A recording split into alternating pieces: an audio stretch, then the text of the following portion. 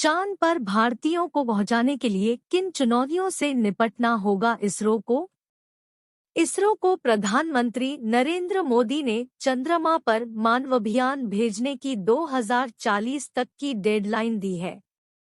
यह कार्य इसरो जैसे स्पेस एजेंसी के लिए असंभव तो नहीं है, लेकिन कई चुनौतियों से भरा जरूर है, क्योंकि उससे पहले इसरो को गगनयान की सफलता जल्दी सुनिश्चित करने के साथ कई तकनीक के विकास पर ध्यान देना होगा। चंद्रयान-3 की अभूतपूर्व सफलता के बाद एक स्वाभाविक इच्छा दो भारत के लोगों के मन में पैदा हुई है, वह यह कि इसरो चंद्रमा पर भारतीयों को कब पहुंचाएगा। इसमें कोई संदेह नहीं है कि चंद्रयान-3 की सफलता ने भारत की चंद्रमा और दूसरे ग्रहों पर भी सॉफ्ट लैंडिंग की क्षमता प्रदान की है, जिसके बाद अब भारत चंद्रमा पर मानव अभियान पर विचार कर सकता है। प्रधानमंत्री नरेंद्र मोदी ने भी इसरो को साल 2040 तक की डेडलाइन दे दी है। लेकिन क्या इसरो के लिए ऐसा कर पाना संभव है? उसके लिए किस तरह की चुनौतियां होगी? कई पड़ावों को पार करना होगा। अभी चंद्रमा पर मानव अभियान भेजना इसरो के लिए कई प्रमुख पड़ावों के बाद ही संभव हो सकेगा। इसके लिए सबसे पहले गगनयान की सफलता जरूरी है, जिसमें 3 भारतीय अंतरिक्ष में 3 दिन बिताने के बाद लौटेंगे।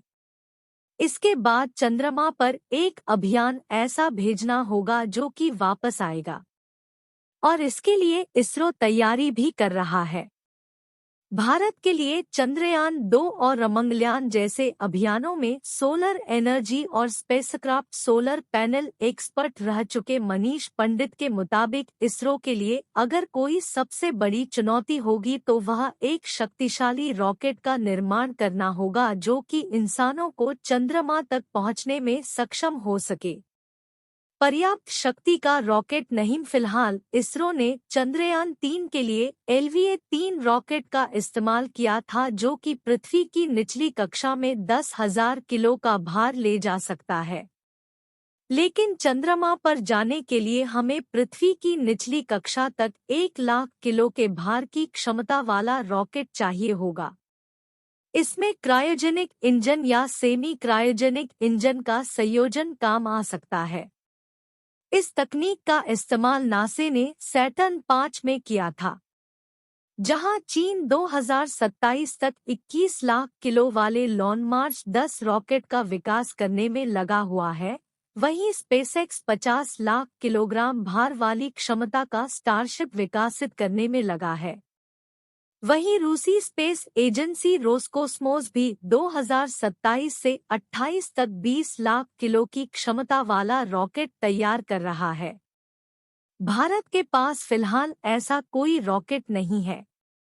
चंद्रमा पर जाना और वापस आना अलग बात, शक्तिशाली रॉकेट के विकास के साथ सबसे जरूरी और सबसे पहले गगनयान की सफलता बहुत जरूरी है।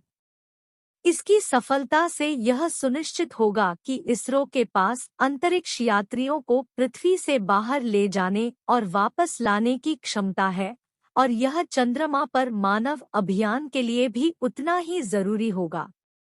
कुल मिलाकर गगनयान अभियान एक ऐसा पड़ाव होगा जिसकी सफलता के बाद इसरो आगे के बारे में सोच सकेगा, यानी एक तरह से वह अगले स्तर पर काम कर सकेगा। इससे इसरो अगले स्तर के रॉकेट के विकास के लिए भी प्रोत्साहित हो पाएगा। लेकिन बात केवल शक्तिशाली रॉकेट और यात्रियों को अंतरिक्ष तक लाने और वापस लाने की नहीं है। इसको यात्रियों के लिए एक क्रू मॉड्यूल यान भी विकसित करना होगा। क्रू मॉड्यूल में यात्रियों को चंद्रमा पर पहुंचाने की क्षमता के साथ वहां पर लैंडिंग और उसके बाद वापसी के लिए भी तकनीकों पर काम करना होगा और उनका परीक्षण करना होगा। इसके साथ ही इतने लंबे समय के लिए चंद्रयात्रियों को भोजन की व्यवस्था, उनका प्रशिक्षण, जरूरी सामान आदि की व्यवस्था भी करनी होगी। चंद्रयात्रियों की सेहत से संबंधित शोध कार्यों में तेजी लानी होगी। इसके अलावा इन सब के लिए जरूरी धन की व्यवस्था एक बहुत बड़ी चुनौती होगी। लेकिन इसरो जिस तरह से अपनी लागत की कारगरता के लिए प्रसिद्ध है, इसरो का यह सफर देखना रोचक होगा।